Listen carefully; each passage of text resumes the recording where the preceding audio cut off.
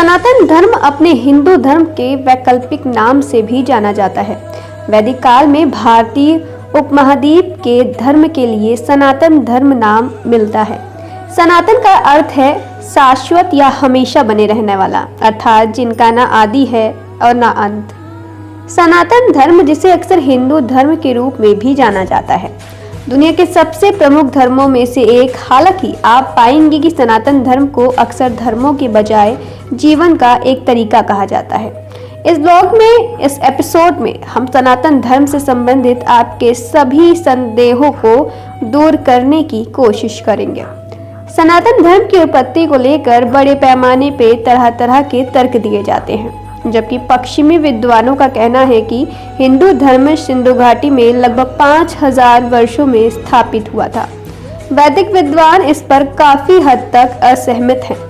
सनातन धर्म के भीतर यह माना जाता है कि यह धर्म किसी एक व्यक्ति या कई अन्य लोगों के समूह द्वारा नहीं बनाया गया है, बल्कि स्वयं भगवान द्वारा स्थापित किया गया था। कहा जाता है कि त्रिदेवों में से एक भगवान विष्णु ने ब्रह्मा की रचना की और उन्हें वेदों का ज्ञान दिया। इस ज्ञान से भगवान ब्रह्मा ने ब्रह्मांड की रचना की, अर्थात सनातन धर्म उनका समय शुरू होने पर था और यह परमात्मा द्वारा बनाया गया था। आपको यह जानकर आश्चर्य होगा कि सनातन धर्म को दर्शाने के लिए कोई आधिकारिक या पुराना नाम नहीं है। इसके पीछे कारण सरल है। जब सनातन धर्म था, उस बात के लिए कोई अन्य अखंड धर्म या कोई अन्य धर्म नहीं था। हालांकि जैसे जैसे समय आगे बढ़ा, कई अलग अलग धर्मों का उदय हुआ, इसलिए हिंदू धर्म को दूसरों से अलग करने की आवश्यकता थी। यही कारण है कि सनातन धर्म शब्द पड़ा गया। सनातन का अर्थ संस्कृत में शाब्दिक अनुवाद प्राचीन है। धर्म शब्द धर्म की पश्चिमी अवधारणा का अनुवाद करती रहती है। धर्म के एक बहुत व्यापक अवधारणा है। धर्म एक बहुत व्यापक अवधारणा है, लेकिन अगर कोई इसे सीधे शब्दों में कहे तो इसे कर्तव्य के रूप में परिभाषित किया जाता है, लेकिन शाब्दिक रूप से नहीं। हर व्यक्ति का धर्म अलग होता है। क्षत्रिय का धर्म, ब्राह्मण पुत्र का धर्म और पिता का धर्म भी एक दूसरे से भिन्न है। एक नागरिक का धर्म साधु के धर्म से भिन्न होता है, जबकि हर किसी के लिए धर्म अलग होता है। कुछ चीजें ऐसी होती हैं जो उन सभी में समान होती हैं। वह भगवान की पूजा, क्योंकि वे उन्हें जानते हैं।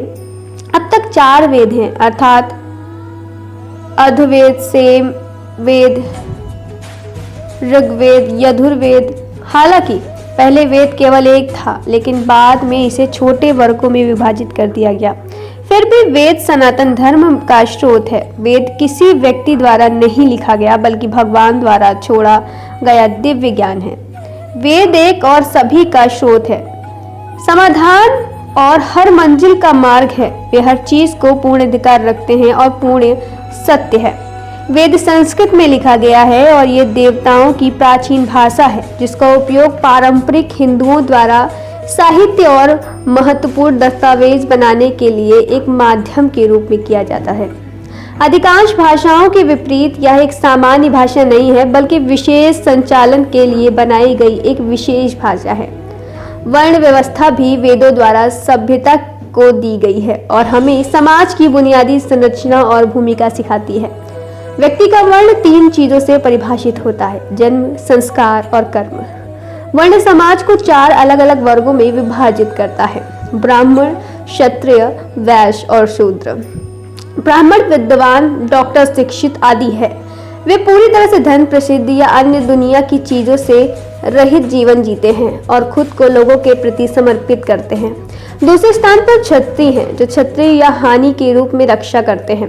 वे योद्धा, राजा, सेनापति, जिन्होंने राज्य के प्रशासन की देखरेख की है, उनसे लड़ाई की है, उनकी रक्षा की है, उनके लिए होती है। ब्राह्मण का अनुसरण करने वाला क्षत्रिय भी प्रमुख धन से रहित जीवन व्यतीत करता है, फिर भी प्रशासन को संभालने अपने कर्तव्य के कारण इसे कुछ प्राप्त करता है। वैश्य व्यापारी, चूंकि वे सभी व्यवसायों के मालिक हैं, वे प्रमुख कार्य है, वे ब्राह्मण हैं और क्षत्रिय से अधिक धनी हैं। अंत में शूद्र वैदिक वर्ण व्यवस्था का चौथा वर्ण है। जैसे शूद्र को कर्तव्यों से अधिक स्वतंत्रता प्राप्त होती है और वे दूसरों की सेवा के लिए जिम्मेदार होते हैं। आम धारणा के विपरीत शूद्र सिविल सेवक, अधिकारी, इंजीनियर और साथ ही डॉक्टर थे और वैश्य से अधिक धन का आनंद लेते थे। एक और बात जो स्पष्ट होनी चाहिए वह यह है कि दलित शूद्र के समान नहीं है। दलित शब्द हाल ही में B.R. अम्बेडकर द्वारा गढ़ा गया था और किसी भी वैदिक पाठ या किसी अन्य शास्त्र में प्रकट नहीं होता। इस प्रकार दलित सनातन धर्म या वर्ण व्यवस्था का हिस्सा नहीं है।